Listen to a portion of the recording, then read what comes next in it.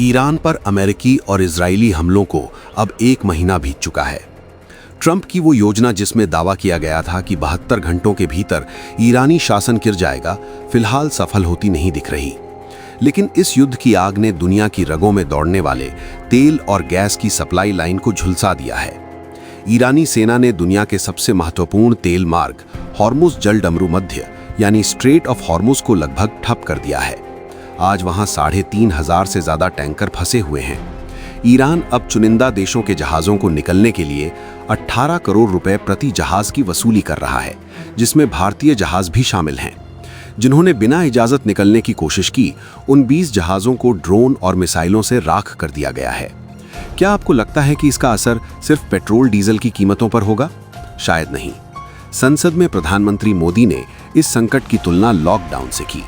आज आधुनिक दुनिया क्रूड ऑयल पर इतनी निर्भर है कि इसकी कमी का मतलब है आम आदमी की जिंदगी का ठप हो जाना। कतर के गैस टर्मिनल पर हुए हमलों ने भारत की 47% गैस सप्लाई को हिला दिया है। फूड इंडस्ट्री, रेस्टोरेंट और होम डिलीवरी बिजनेस खतरे में है। लाखों डिलीवरी पार्टनर्स के रोजगार पर तलवार लटक रही है। सिरामिक उद्योग, गुजरात के मोरबी में जहां देश की 90% टाइल्स बनती हैं, 500 से ज्यादा फैक्ट्रियां बंद हो चुकी हैं। इसका सीधा असर रियल एस्टेट और आपके सपनों के घर के बजट पर पड़ेगा। कांच उद्योग, दवाओं और शराब की बोतलें महंगी होंगी क्योंकि इन्हें बनाने वाली भट्टियां बिना गैस के नहीं चल सकती। क्या आप जानते हैं कि आपकी रोजमर्रा की दवाइयां भी पेट्रोलियम से बनती हैं? पैरासीटामॉल, आइबुप्रोफेन और शुगर की दवा मेटफॉर्मिन का 80 से 90% हिस्सा पेट्रोकेमिकल्स पर आधारित है। भारत दुनिया को 20% जेनेरिक दवाएं और सीरम इंस्टीट्यूट जैसे संस्थानों के जरिए 40% वैक्सीन देता है। लेकिन कच्चे माल और मेडिकल ग्रेड प्लास्टिक की कमी ने इस दुनिया की फार्मेसी को संकट में डाल दिया है। अगला बड़ा झटका लगेगा आपकी थाली को। भारत अपनी जरूरत का 50% यूरिया खाड़ी देशों से लाता है। रूस ने भी निर्यात पर रोक लगा दी है। खाद महंगी होगी तो अनाज महंगा होगा। इतिहास गवाह है, जब जब अनाज की कमी और महंगाई बढ़ी है, दुनिया भर में राजनीतिक अस्थिरता और विद्रोह पैदा हुए हैं। सबसे बड़ा शॉक लगा है हीलियम की कमी से। कतर दुनिया का 30% हीलियम देता है, जो अभी बंद है।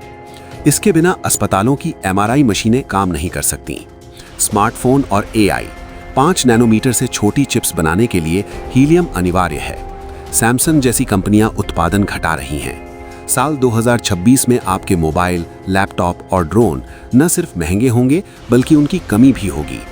एल्यूमिनियम की कमी से कोल्ड ड्रिंक के कैन महंगे हो रहे हैं। जेट फ्यूल महंगा होने से हवाई सफर आपकी पहुंच से बाहर हो रहा है। ई-कॉमर्स से लेकर पर्यटन तक हर क्षेत्र पर युद्ध के काले बादल हैं। सरकार का कोरोना की याद दिलाना महज संयोग नहीं है। ये समय है सामूहिक समझदारी और सावधानी का, क्योंकि ये लंबा खिंचता युद्ध हमें शायद कोरोना के दुख भी भुला दे। सावधान रहें, जागरूक रहें।